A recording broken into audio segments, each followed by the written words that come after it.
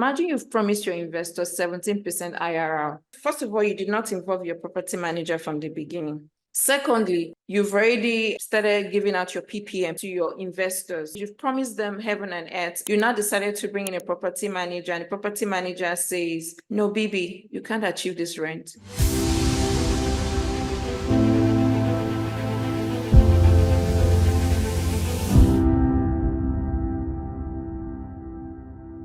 We're going to use the business plan we created for this deal as a sample. This is high level. You don't need to do it like this. You can fine tune it to whatever you want. But in this sample, you can see I described the property as 123 units, 95 units are 2 beds, 28 units are 1 bed. It's 1968, 13-story buildings, 685 square foot average unit size. Then the market dynamics, population growth, employment growth, low supply and high demand. So what am I trying to say about that? That we don't have competitors close to us. We have many people that really want this property, but we have low demand. We don't have multifamily close to this property. So that's a catch for any investor right there. So capital needs, parking lot resurfacing, fencing, entrance gates, and 50% of interior renovation.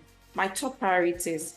This is relatively low value property. So I'm explaining to the property manager that this is a low value add property, meaning that we are not going to put in so much money on this deal. We're not going to make it premium renovation. This is going to just be the regular cosmetic kind of value add we're doing, and we're going to bump rent with it. So from the beginning, the property manager already knows what I'm saying, that we are not spending more than cosmetic pricing to do the renovation. We're not going to make it premium. Our goal is to increase the income with minimal interior upgrades. Most importantly, the property must not go below 95%. So I've communicated two things: low rehab, very minimal rehab, and also we should also watch the occupancy. That means we will not be moving people out of the property because we want to renovate. So I'm emphasizing on it. More emphasis will be placed on tenant retention and collection. So in summary, I've said a lot of things, and I've told the property manager this is exactly what I want. How much am I spending on my capex? How much am I spending on my exterior? And my debt, this is the amount I took for debt, and I want to hold this property for 4 years. But typically, I like to do this alongside with my property manager as well. But you can do this on your own. But I normally do this with them and ask them, what do you think? Do you think we can actually achieve this? Because we've been doing the underwriting period, we've already been discussing. So already we all know the business plan. So it's just for it to be written down, and they are seeing it and they're going to communicate it to their lower level staff. The people you're actually talking to are the back end office people. Don't forget, the people that are actually going to execute this are the ones on ground. That's the payroll team. So this document is actually for them as well, for them to see what exactly is the vision.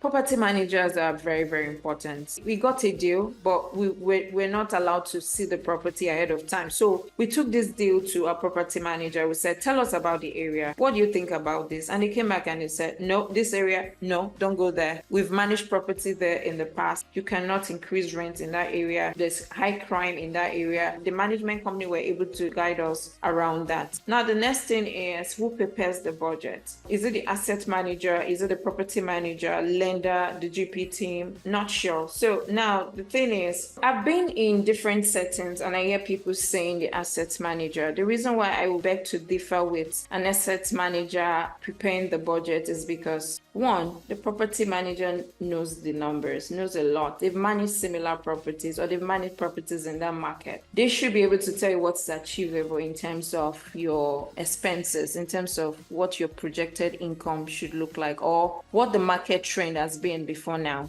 if they've been in that market. So you getting the right property management that is local and experienced is very, very critical as well. So if they passed those criteria, then they should be able to advise you on what the budget should look like. Now, remember, you did the underwriting, right? As the underwriter or the sponsor, you're the one that did your underwriting, and you're asking someone else to prepare the budget. So how do we align the budget with your pro forma, which is your underwriting? Is you tell the property manager to prepare the budget, what they feel the income, the expenses, and the under the line items should look like. Under the line items are capex items, things that are not under the regular operating expenses. So what are the regular operating expenses? expenses, utility, taxes, insurance, contract services, admin, those things that they are on a regular basis, they are recurring expenses. Those things are called operating expenses. They are the things that occur every time in that property. Then the capex are typically one-off things that come and you handle them on a case-by-case basis as you want. So they will give you the breakdown of everything from the income projection and all that. But before you seal up on the budget, you need to ensure that it aligns with your pro forma. And all these things will need to be done before you start getting your investors. So imagine you've promised your investors 17% IRR. First of all, you did not involve your property manager from the beginning. Secondly, you've already started giving out your PPM to your investors. You've said all sorts of things. You've promised them heaven and earth and all that. And you now decided to bring in a property manager, and the property manager says, no, baby, you can't achieve this rent. Sorry.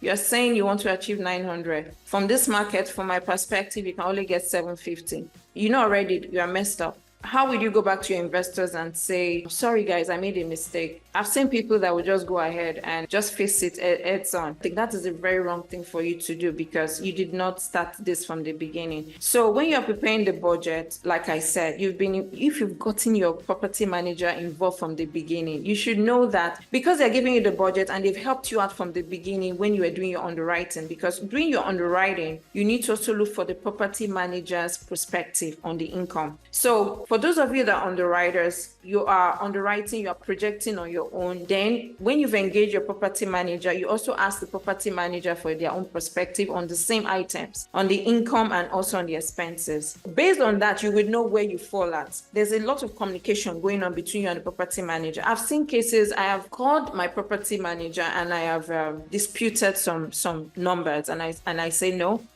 I don't think this is right. And they also come again on their own and say, no, this budget is too low. Based on what we are saying, this is low. So you're already having that engagement at the beginning. So when it's time for the budget, it now becomes easy because they're going to give you something similar to what you guys have been discussing way back. So they're bringing the budget and they're presenting it to you. You're going through it and you are aligning it, looking at your pro forma, whatever you've promised your investor. You're aligning it. Okay, my income is going to be 18 million. Okay, my budget is 18.5. Okay, we're close. That's good. My expenses is about 50% expense ratio. That means it's 50% of my income that I'll be spending on my expenses. Okay, my pro forma says 51%. We are close. That's fine. You need to align it at the beginning before you even start distributing your PPM to your investors and all that. So that when you are also doing your check and balances, that means you are doing your profit and loss review. You are also checking what your current, these things are in stages. You'll be checking what exactly the property is doing versus your budget. Whatever it is you've budgeted from the beginning, you'll be measuring it against what is actually happening. If you did not get the budget or your pro forma is off, your budget is on this way, your pro forma is this way, there's already a problem. What are you going to be measuring your actual performance with? So all these things are done from the beginning. The first thing, like I said, let me summarize it before I move to the next. The first thing is your underwriting, you are getting the properties manager's perspective and you're going to align with it at that point. The next thing is the budget. You're going to align your budget with your pro forma. All these things must go live before you call your investors in, so that when the deal starts, you can have something to measure what you're doing against. So I hope that clarifies why it's important that the property manager brings in the budget and you align it with your pro forma. Because there's been consistent communication, then it makes things a lot more easier and not complicated.